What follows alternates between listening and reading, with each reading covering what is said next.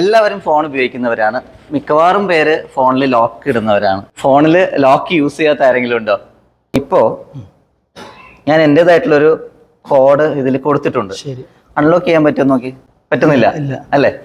എന്തുകൊണ്ടാണ് പറ്റാത്തതെന്ന് വെച്ചാൽ നമ്മളത് ലോജിക് ഉപയോഗിച്ച് നമ്മുടെ കോൺഷ്യസ് മൈൻഡ് ഉപയോഗിച്ച് ട്രൈ ചെയ്തുകൊണ്ടിരിക്കുകയാണ് അല്ലേ?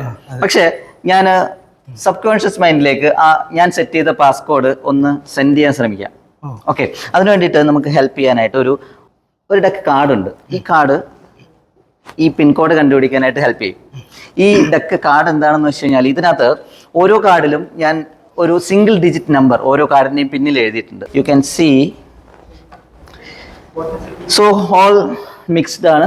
ഇതിൽ ഒരു 7 ഉണ്ട്, ഇതിലൊരു 5 ഉണ്ട്, ഇതിലൊരു 6 ഉണ്ട്, ഇതിലൊരു 8 ഉണ്ട്, ഇതിലൊരു 3 ഉണ്ട്. സോ ഫസ്റ്റ് മനസ്സിൽ വരുന്ന ഒരു സിംഗിൾ ഡിജിറ്റ് നമ്പർ പറഞ്ഞു 5.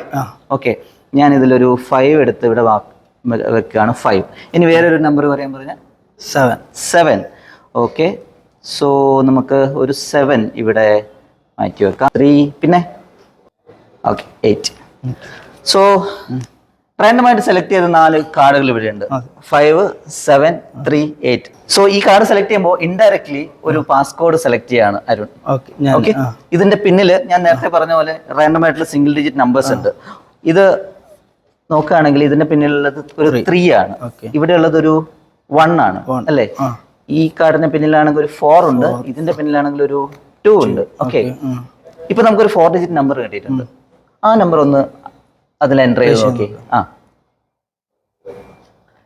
എല്ലാവരും കാണുന്ന രീതിയിൽ നമുക്ക് ഇങ്ങനെ പിടിക്കാം. ഇപ്പൊ റാൻഡമായിട്ട് അരുൺ സെലക്ട് ചെയ്ത കാർഡിൽ വന്നിട്ടുള്ള ഒരു നമ്പറാണ് 3 1 okay 4 2. That's the password. Thank you so much.